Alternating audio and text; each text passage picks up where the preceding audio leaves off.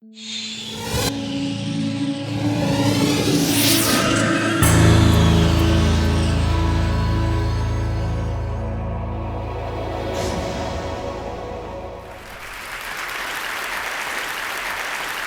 a storyteller. That's what I do in life, telling stories, writing novels. And today I would like to tell you a few stories about the art of storytelling and also some supernatural creatures called the jinni.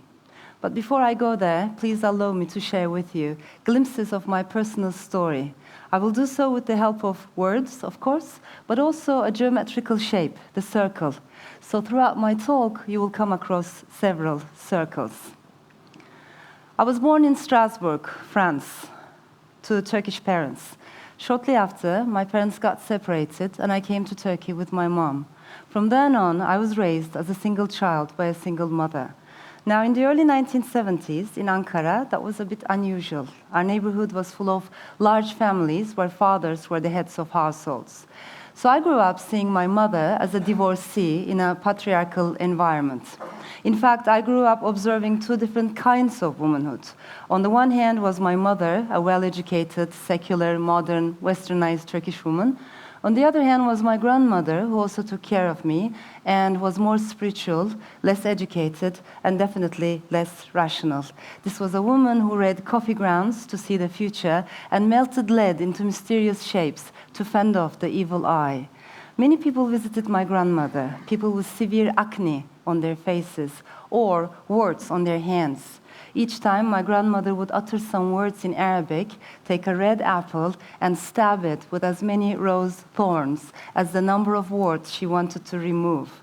Then, one by one, she would encircle these thorns with dark ink. A week later, the patient would come back for a follow-up examination. Now, I'm aware that I should not be saying such things in front of an audience of scholars and scientists, but the truth is, of all the people who visited my grandmother for their skin conditions, I did not see anyone go back unhappy or unhealed. I asked her how she did this. Was it the power of praying? In response, she said, yes, praying is effective, but also beware of the power of circles. From her, I learned, amongst many other things, one very precious lesson, that if you want to destroy something in this life, be it an acne, a blemish, or the human soul, all you need to do is to surround it with thick walls. It will dry up inside. Now, we all live in some kind of a social and cultural circle. We all do. We're born into a certain family, nation, class. But if we have no connection whatsoever with the worlds beyond the one we take for granted, then we too run the risk of drying up inside.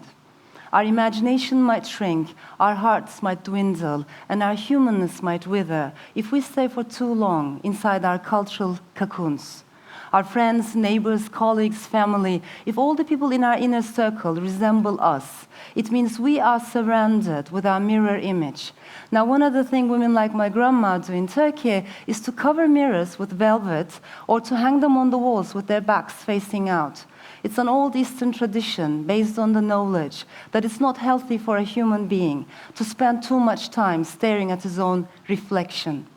Ironically, communities of the like-minded is one of the greatest dangers of today's globalized world. And it's happening everywhere, among liberals and conservatives, agnostics and believers, the rich and the poor, East and West alike. We tend to form clusters based on similarity, and then we produce stereotypes about other clusters of people. In my opinion, one way of transcending these cultural ghettos is through the art of storytelling. Stories cannot demolish frontiers, but they can punch holes in our mental walls, and through those holes, we can get a glimpse of the other, and sometimes even like what we see. I started writing fiction at the age of 8. My mother came home one day with a turquoise notebook and asked me if I'd be interested in keeping a personal journal. In retrospect, I think she was slightly worried about my sanity. I was constantly telling stories at home, which was good, except I told this to imaginary friends around me, which was not so good. I was an introverted child to the point of communicating with colored crayons and apologizing to objects when I bumped into them. So my mother thought it might do me good to write down my day-to-day experiences and emotions. What she didn't know was that I thought my life was terribly boring. And the last thing I wanted to do was to write about myself. Instead, I began to write about people other than me and things that never really happened. And thus began my lifelong passion for writing fiction. So from the very beginning, fiction for me was less of an autobiographical manifestation than a transcendental journey into other lives, other possibilities. And please bear with me, I'll draw a circle and come back to this point. Now, one other thing happened around the same time. My mother became a diplomat. So from this small, superstitious, middle-class neighborhood of my grandmother, I was zoomed into this posh international school where I was the only Turk. It was here that I had my first encounter with what I call as the representative foreigner. In our classroom, there were children from all nationalities, yet this diversity did not necessarily lead to a cosmopolitan, egalitarian classroom democracy. Instead, it generated an atmosphere in which each child was seen not as an individual on his own, but as the representative of something larger. We were like a mini United Nations, which was fun, except whenever something negative with regards to a nation or religion took place, the child who represented it was mocked, ridiculed, and bullied endlessly. And I should know, because during the time I attended that school, a military takeover happened in my country, a gunman of my nationality nearly killed the Pope, and Turkey got 0 points in Eurovision Song Contest. I skipped school often and dreamed of becoming a sailor during those days. I also had my first taste of cultural stereotypes there. The other children asked me about the movie Midnight Express, which I had not seen. They inquired how many cigarettes a day I smoked, because they thought all Turks were heavy smokers. And they wondered at what age I would start covering my hair. I came to learn that these were the 3 main stereotypes about my country: politics, cigarettes, and the veil. After Spain, we went to Jordan, Germany, and Ankara again. Everywhere I went, I felt like my imagination was the only suitcase I could take with me. Stories gave me a sense of center, continuity, and coherence, the 3 big C's that I otherwise lacked. In my mid-20s, I moved to Istanbul, the city I adore. I lived in a very vibrant, diverse neighborhood where I wrote several of my novels. I was in Istanbul when the earthquake hit in 1999. When I ran out of the building at 3 in the morning, I saw something that stopped me in my tracks. There was the local grocer there, a grumpy old man who didn't sell alcohol and didn't speak to marginals. He was sitting next to a transvestite with long black wig and mascara running down her cheeks. I watched a man open a pack of cigarettes with trembling hands and offer one to her. And that is the image of the night of earthquake in my mind today. A conservative grocer and a crying transvestite smoking together on the sidewalk. On the face of death and destruction, our mundane differences evaporated, and we all became one, even if for a few hours. But I've always believed that stories too have a similar effect on us. I'm not saying that fiction has the magnitude of an earthquake, but when we are reading a good novel, we leave our small, cozy apartments behind, go out into the night alone, and start getting to know people we had never met before, and perhaps had even been biased against. Shortly after, I went to a women's college in Boston, then Michigan. I experienced this not so much as a geographical shift, as a linguistic one. I started writing fiction in English. I'm not an immigrant, refugee, or exile. They ask me why I do this, but the commute between languages gives me the chance to recreate myself. I love writing in Turkish, which to me is very poetic and very emotional. And I love writing in English, which to me is very mathematical and cerebral. So I feel connected to each language in a different way. For me, like millions of other people around the world today, English is an acquired language. When you're a latecomer to a language, what happens is you live there with a continuous and perpetual frustration. As latecomers, we always want to say more, crack better jokes, say better things, but we end up saying less, because there's a gap between the mind and the tongue. And that gap is very intimidating. But if we manage not to be frightened by it, it's also stimulating. And this is what I discovered in Boston, that frustration was very stimulating. At this stage, my grandmother, who had been watching the course of my life with increasing anxiety, started to include in her daily prayers that I urgently get married so that I could settle down once and for all. And because God loves her, I did get married. But instead of settling down, I went to Arizona. And since my husband is in Istanbul, I started commuting between Arizona and Istanbul, the two places on the surface of Earth that couldn't be more different. I guess one part of me has always been a nomad, physically and spiritually. Stories accompany me, keeping my pieces and memories together like an existential glue. Yet as much as I love stories, recently I've also begun to think that they lose their magic if and when a story is seen as more than a story. And this is a subject that I would love to think about together. When my first novel written in English came out in America, I heard an interesting remark from a literary critic. "I liked your book," he said, "but I wish you had written it differently." I asked him what he meant by that. He said, "Well, look at it. There's so many Spanish, American, Hispanic characters in it, but there's only one Turkish character, and it's a man." Now, the novel took place on a university campus in Boston, so to me, it was normal that there be more international characters in it than Turkish characters. But I understood what my critic was looking for, and I also understood that I would keep disappointing him. He wanted to see the manifestation of my identity. He was looking for a Turkish woman in the book because I happen to be one. We often talk about how stories change the world, but we should also see how the world of identity politics affects the way stories are being circulated, read, and reviewed. Many authors feel this pressure, but non-Western authors feel it more heavily. If you're a woman writer from the Muslim world, like me, then you are expected to write the stories of Muslim women, and preferably the unhappy stories of unhappy Muslim women. You're expected to write informative, poignant, and characteristic stories, and leave the experimental and avant-garde to your Western colleagues. What I experienced as a child in that school in Madrid is happening in the literary world today. Writers are not seen as creative individuals on their own, but as the representatives of their respective cultures. A few authors from China, a few from Turkey, a few from Nigeria. We're all thought to have something very distinctive, if not peculiar. The writer and commuter James Baldwin gave an interview in 1984 in which he was repeatedly asked about his homosexuality.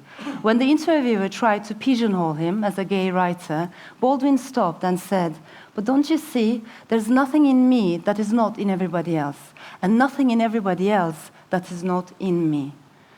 When identity politics tries to put labels on us, it is our freedom of imagination that is in danger. There's a fuzzy category called multicultural literature in which all authors from outside the Western world are lumped together. I never forget my first multicultural reading in Harvard Square about 10 years ago. We were 3 writers, one from the Philippines, one Turkish, and one Indonesian. Like a joke, you know? And the reason why we were brought together was not because we shared an artistic style or a literary taste. It was only because of our passports. Multicultural writers are expected to tell real stories, not so much the imaginary. How function is attributed to fiction. In this way, not only the writers themselves, but also their fictional characters become the representatives of something larger. But I must quickly add that this tendency to see a story as more than a story does not solely come from the West. It comes from everywhere. And I experienced this firsthand when I was put on trial in 2005 for the words my fictional characters uttered in a novel. I had intended to write a constructive, multi-layered novel about an Armenian and a Turkish family through the eyes of women. My micro story became a macro issue when I was prosecuted. Some people criticized, others praised me for writing about the Turkish-Armenian conflict, but there were times when I wanted to remind both sides that this was fiction. It was just a story. And when I say just a story, I'm not trying to belittle my work. I want to love and celebrate fiction for what it is, not as a means to an end. Writers are entitled to their political opinions, and there are good political novels out there, but the language of fiction is not the language of daily politics. Chekhov said the solution to a problem and the correct way of posing the question were two completely separate things. And only the latter is an artist's responsibility. Identity politics divides us. Fiction connects. One is interested in sweeping generalizations, the other in nuances. One draws boundaries, the other recognizes no frontiers. Identity politics is made of solid bricks. Fiction is flowing water. In the Ottoman times, there were itinerant storytellers called meddah. They would go to coffee houses where they would tell a story in front of an audience, often improvising. With each new person in the story, the meddah would change his voice, impersonating that character. Everybody could go and listen, you know? Ordinary people, even the sultan, Muslims and non-Muslims. Stories cut across all boundaries. Like the tales of Nasreddin Hoja, which were very popular throughout the Middle East, North Africa, the Balkans, and Asia. Today, stories continue to transcend borders. When Palestinian and Israeli politicians talk, they usually don't listen to each other. But a Palestinian reader still reads a novel by a Jewish author, and vice versa, connecting and empathizing with the narrator. Literature has to take us beyond. If it cannot take us there, it is not good literature. Books have saved the introverted, timid child that I once was, but I'm also aware of the danger of fetishizing them. When the poet and mystic Rumi met his spiritual companion, Shams of Tabriz, one of the first things the latter did was to toss Rumi's books into water and watch the letters dissolve. The Sufis say, knowledge that takes you not beyond yourself is far worse than ignorance. The problem with today's cultural ghettos is not lack of knowledge. We know a lot about each other, or so we think, but knowledge that takes us not beyond ourselves, it makes us elitist, distant, and disconnected. There's a metaphor which I love, living like a drawing compass. As you know, one leg of the compass is static, rooted in a place. Meanwhile, the other leg draws a wide circle, constantly moving. Like that, my fiction as well, one part of it is rooted in Istanbul with strong Turkish roots, but the other part travels the world, connecting to different cultures. In that sense, I like to think of my fiction as both local and universal, both from here and everywhere.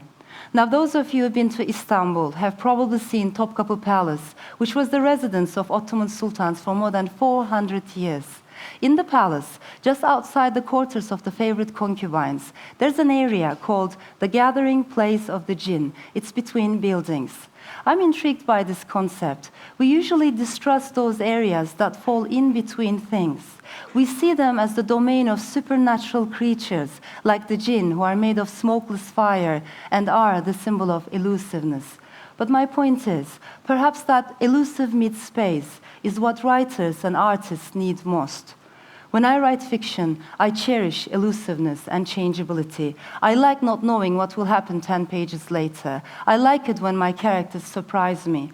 I might write about a Muslim woman in one novel, and perhaps it will be a very happy story. And in my next book, I might write about a handsome gay professor in Norway. As long as it comes from our hearts, we can write about anything and everything. Audre Lorde once said, "The White Fathers taught us to say, 'I think, therefore I am.' She suggested, 'I feel, therefore I am free.'" I think it was a wonderful paradigm shift. And yet, why is it that in creative writing courses today, the very first thing we teach students is, write what you know? Perhaps that's not the right way to start at all. Imaginative literature is not necessarily about writing who we are, or what we know, or what our identity is about. We should teach young people and ourselves to expand our hearts and write what we can feel. We should get out of our cultural ghetto and go visit the next one and the next. In the end, stories move like whirling dervishes, drawing circles beyond circles. They connect all humanity, regardless of identity politics, and that is the good news. And I would like to finish with an old Sufi poem. Come, let us be friends for once. Let us make life easy on us. Let us be lovers and loved ones. The earth shall be left to no one. Thank you.